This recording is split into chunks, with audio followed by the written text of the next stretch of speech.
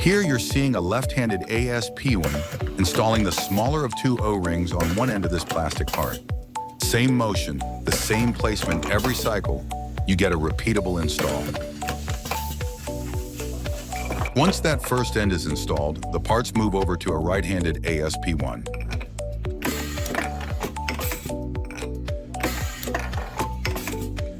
Two ends, two different seal sizes, one part that leaves this cell fully dressed and ready for the next operation. In this final view, you can see how the cell really works.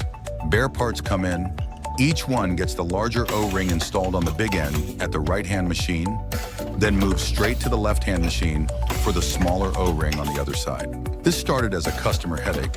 It became a matched left-hand, right-hand ASP-1 cell, built specifically around their part, their ergonomics, and their quality targets. If your team is still installing O-rings like it's a trust exercise, AIS can help.